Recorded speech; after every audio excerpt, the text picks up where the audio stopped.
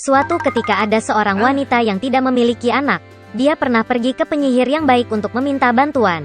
Wanita itu berkata bahwa dia sedang memimpikannya seorang anak. Penyihir itu memberinya benih dan memerintahkan untuk menanamnya di dalam pot bunga. Wanita itu sangat senang, berterima kasih kepada wanita tua itu, dan pulang ke rumah. Di rumah, dia menanam benih, menyiraminya, dan mulai menunggu dengan sabar. Segera sebuah bunga besar yang indah, seperti tulip, tumbuh di dalam pot. Ketika kelopaknya terbuka, ada seorang gadis kecil di dalamnya. Dia sangat kecil, tidak lebih dari 1 inci. Karena itu, wanita itu memanggilnya Tumbelina. Suatu malam, ketika Tumbelina tertidur lelap, seekor katak besar naik ke jendela rumah, basah dan jelek. Dia meraih gadis yang sedang tidur dan bergegas ke rawa-rawanya. Kodok itu memutuskan untuk menikahkan putranya yang jelek dengan Tumbelina yang cantik. Dia menanamnya di tengah sungai di atas daun lili yang lebar agar gadis itu tidak melarikan diri. Pagi harinya Tumbelina bangun dan menyadari bahwa dia tidak ada di rumah, tetapi di sekitarnya ada air.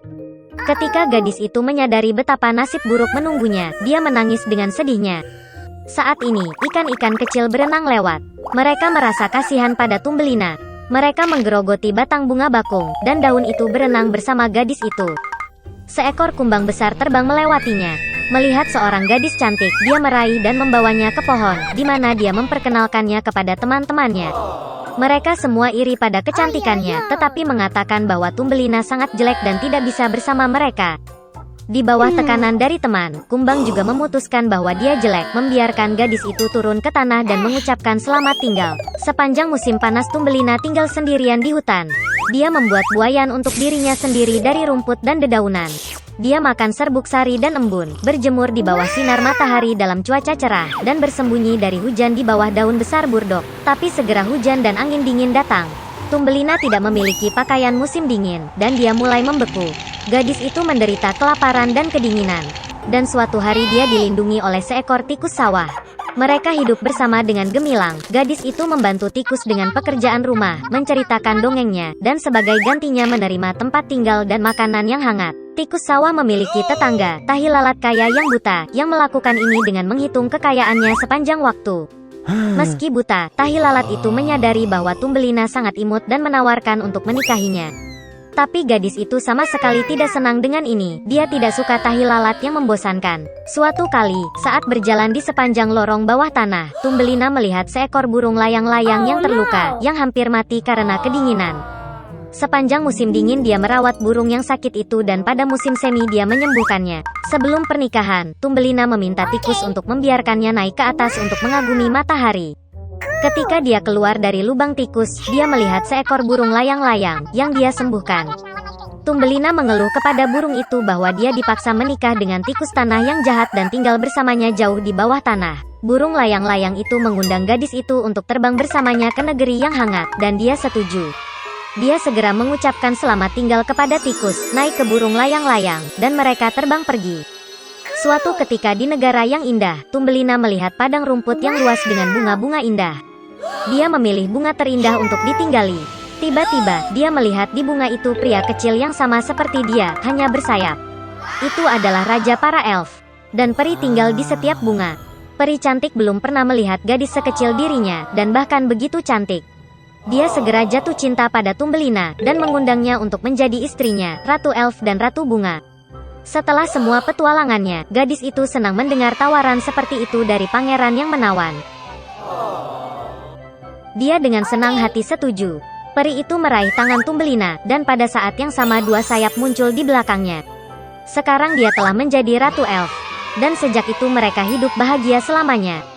Suatu ketika hiduplah seorang janda miskin, dan dia memiliki seorang putra, Jack, dan seekor sapi, Belianka. Sapi memberi susu setiap pagi, dan ibu serta putranya menjualnya di pasar, dan begitulah cara mereka hidup. Tapi pernah Belianka tidak memberi susu, dan mereka tidak punya makanan. Ibu memutuskan untuk menjual sapi itu dan membuka toko dengan hasil penjualannya. Jack mengambil kendali di tangannya dan membawa sapi itu ke pasar. Tidak lama setelah dia tiba, dia bertemu dengan seorang lelaki tua yang luar biasa. Dia bilang dia ingin menukar sapi Jack dengan kacang. Dan dengan kata-kata ini dia mengeluarkan segenggam kacang aneh dari sakunya. Orang tua itu berkata kacang ini ajaib. Mereka perlu ditanam pada malam hari, dan pada pagi hari mereka akan tumbuh sampai ke langit. Jack menjadi sangat tertarik dan setuju. Anak laki-laki itu pulang lebih awal. Ibu sangat marah karena dia memberi sapi perah di seluruh daerah itu untuk segenggam kacang yang tidak enak. Tapi Jack ingat kata-kata lelaki tua itu, dan memutuskan bahwa tidak ada yang bisa dilakukan, dan menanam kacang di halaman. Dia naik ke lotengnya, sedih, dan tertidur. Di pagi hari, Jack bangun dan melihat sesuatu seperti pohon besar di halaman. Dan ternyata, buncisnya bertunas dan batangnya yang besar terus tumbuh ke atas hingga tumbuh sampai ke langit. Jack melompat ke batang dan memanjat seperti tangga. Dia memanjat dan memanjat dan memanjat dan memanjat, sampai akhirnya dia mencapai langit. Di sana dia melihat jalan yang panjang dan lebar yang membawanya ke sebuah kastil besar. Jack pergi ke gerbangnya dan mengetuk. Gerbang terbuka, dan seorang wanita jangkung berdiri di ambang pintu. Dengan gagap ketakutan, anak laki-laki itu meminta sesuatu untuk sarapan. Raksasa wanita itu membiarkannya masuk, tetapi memperingatkannya untuk tidak menarik perhatian suaminya, karena dia kanibal. Dia membawa Jack ke dapur.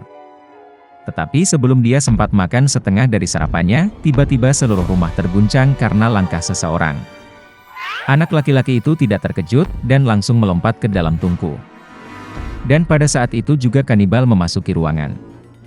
Yah, dia sebesar gunung. Kanibal mengeluarkan 2 kantong emas dari peti besar dan duduk untuk menghitung koin. Dia menghitung dan menghitung, akhirnya mulai mengangguk dan mulai mendengkur. Kemudian Jack perlahan keluar dari oven, merangkak melewati kanibal, mengambil 1 kantong emas dan bergegas ke batang kacang. Dia melempar karung itu ke bawah, dan dia mulai menuruni batangnya semakin rendah, sampai akhirnya dia menemukan dirinya di rumahnya. Jack memberitahu ibunya semua yang terjadi padanya, dan menyerahkan sekantong emas padanya. Mereka mulai hidup dari uang yang ada di kantong. Namun akhirnya karung itu kosong, dan Jack memutuskan untuk mencoba peruntungannya sekali lagi di puncak pohon kacang. Suatu pagi yang cerah, dia bangun pagi dan memanjat pohon kacang. Istri pemakan pria itu berdiri di ambang kastil besar. Dia berkata bahwa dia tidak akan mengizinkannya masuk, karena terakhir kali suaminya kehilangan sekantong emas. Tapi bagaimanapun juga, dia merasa kasihan pada bocah malang itu, dan membiarkannya masuk ke kastil. Tiba-tiba langkah kaki raksasa terdengar, dan Jack kembali bersembunyi di tungku. Kanibal masuk dan menyuruh istrinya untuk membawa ayam betina yang bertelur emas. Raksasa wanita membawanya, dan Ogre memerintahkan ayam untuk bertelur, dan dia meletakkan telur emas. Raksasa yang senang itu mulai mengangguk dan mendengkur.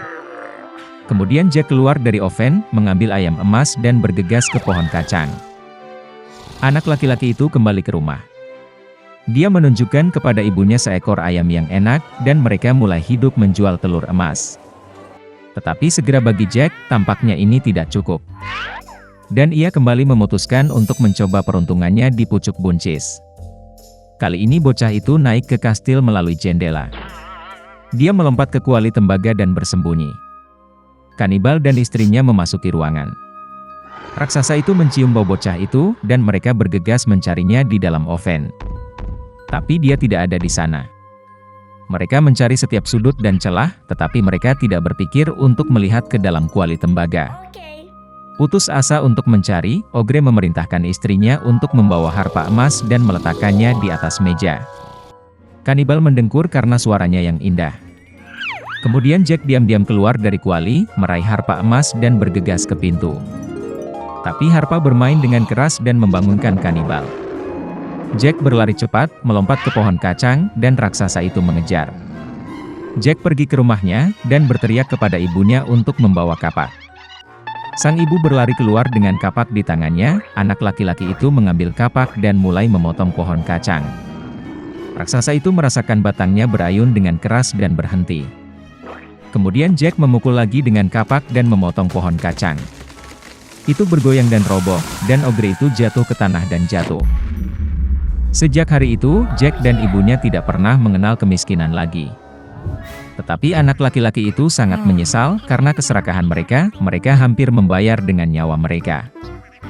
Dia berjanji bahwa dia tidak akan pernah mencuri lagi dan akan bekerja keras untuk kebaikan keluarga.